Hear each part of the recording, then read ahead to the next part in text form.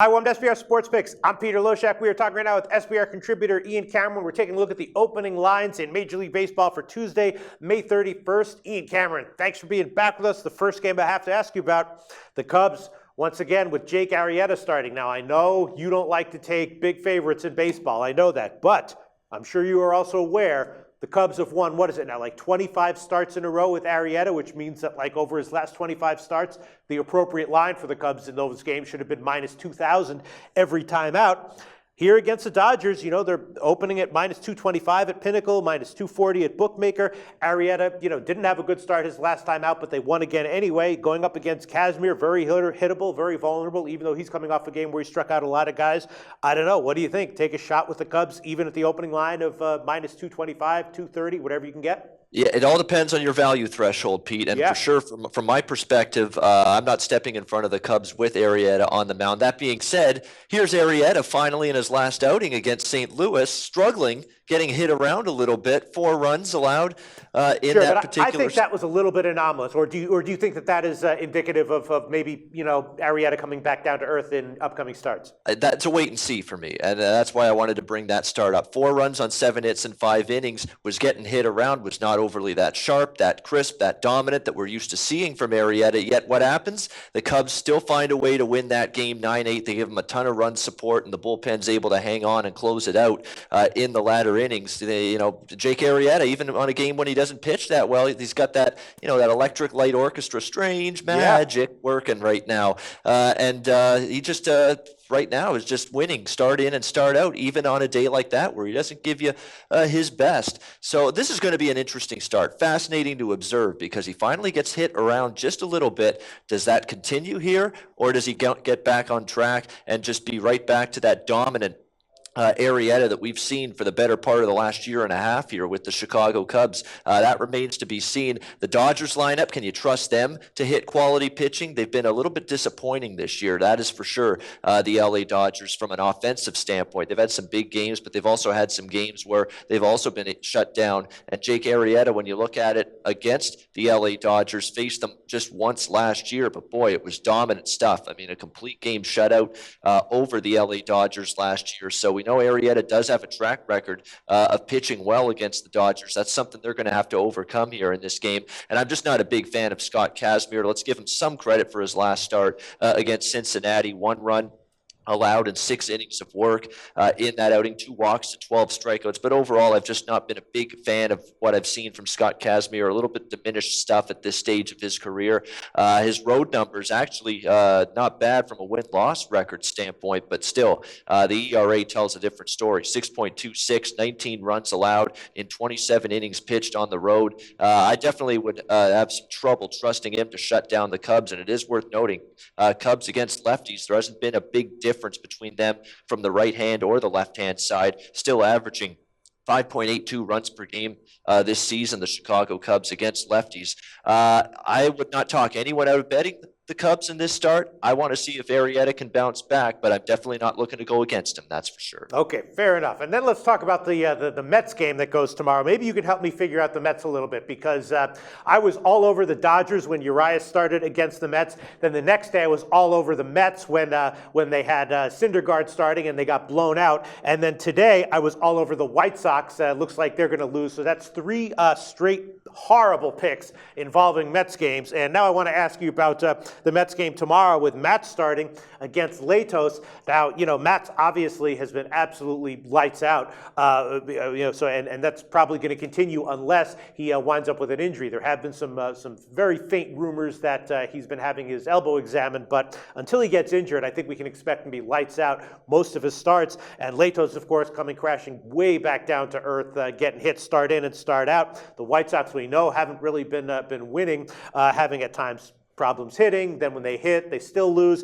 So it's looking like maybe the Mets at just an opening line of minus 155 at Pinnacle might be a good bet. But again, I've had a terrible read on the Mets over the past week. What's your take on this line, Ian? Well, I really don't want any part of the Chicago White Sox right now. Yeah. I'm seeing some very negative momentum. It's like that when teams start to lose and lose in the fashion that the Chicago White Sox have, blown leads, bullpen meltdowns, offense that has really not been able to come through in the clutch, defensive miscues. I mean, we've seen the whole gamut of problems with the White Sox lately, especially in that weekend series against the Kansas City Royals, which turned into an utter debacle for the White Sox and getting swept in that series and blowing leads left and right. I don't like the momentum. I don't like the body language right now with this White Sox team. And I don't like their starter here, Matt Latos. We've talked about him in the past. He's a regression candidate. He's certainly shown that after a start that in April was unsustainable. We knew that ERA was a bit smoke and mirrors. The XFIP proved it. The FIP proved it. The Sierra numbers all proved that he shouldn't be this good. And the correction has happened for Matt Latos. He's really struggled in his last 5 starts.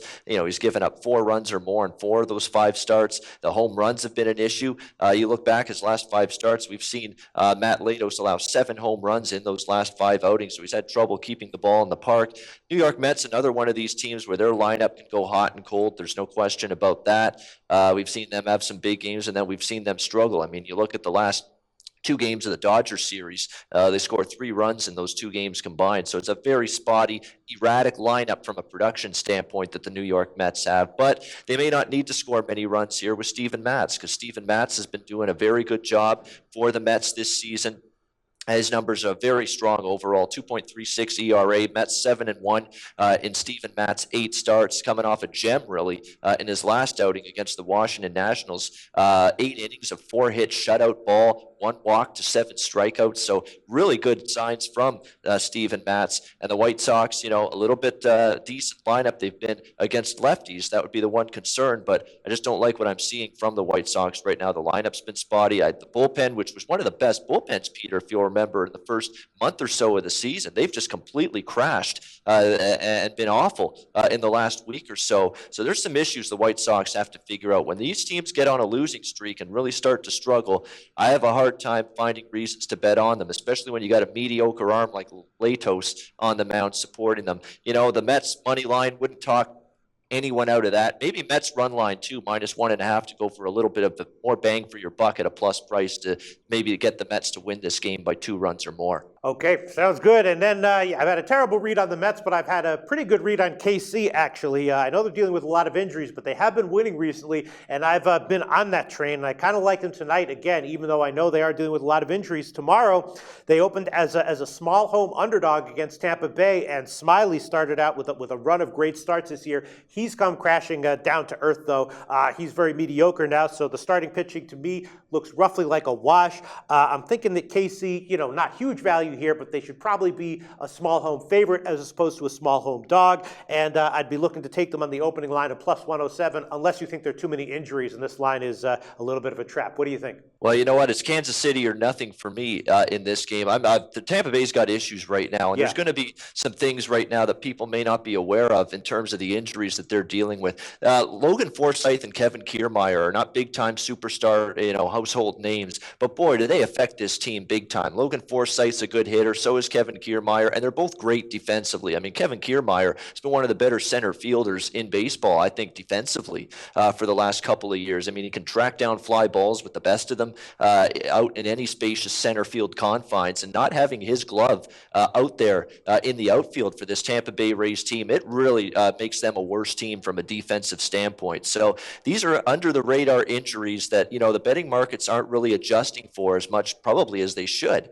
And we've seen the Rays really struggle to win games ever since both of these guys got hurt. I mean, we're talking about Tampa Bay Rays team that's scuffling mightily, just 2-7 in their last 9 games. Didn't play well on the weekend at home against the Yankees. I mean, somehow they get a brilliant performance from Jake Odorizzi. He was flirting with a no-hitter for the longest time, and they still find a way to lose that game to the Yankees on Sunday. So there's definitely issues with this Tampa Bay Rays team. The only problem I would have with the Kansas City side in this game is I'm just not a very big fan of Dylan G. That's the one thing that really does concern me in this particular game. Dylan G got hammered last start at Minnesota, 6 runs on 10 hits and just 4 innings of work.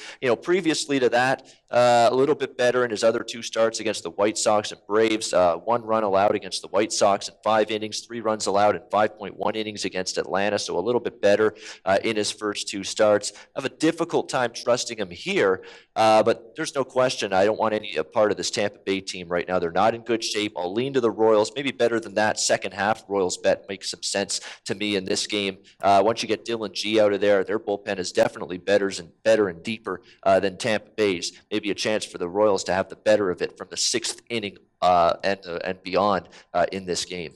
All right, well, those are three sides I'm looking at right now, the Mets, the Cubs, and KC. What else would you like to bring to our attention, Ian Cameron, from the full card of Tuesday, May 31st? Yeah, let's talk about the Tigers and Angels. Let's talk about Anibal Sanchez again, because we've been going against this guy repeatedly and with great success. I mean, we've been betting the other team when Sanchez is on the mound for the Tigers. We've been betting the over at nauseum with Anibal Sanchez on the mound. It just keeps cashing. So I figure, if it ain't broke, don't fix it. Sure.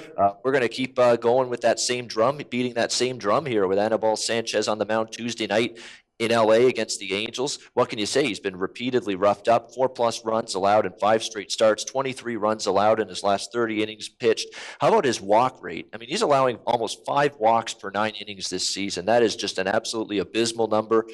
He's given up 5 home runs in his last 3 starts, so he's getting smacked around. His pitches aren't fooling anybody. His control is not great. Just a whole boatload of a cavalcade of issues right now for Anibal Sanchez. And the LA Angels lineup, not a lineup that I liked coming into the season. They didn't start out the season very well, scuffling at the plate, but been a little bit more productive of late. Last 10 games, they've averaged almost 5 runs per game during that span. So it's a lineup that's in decent form.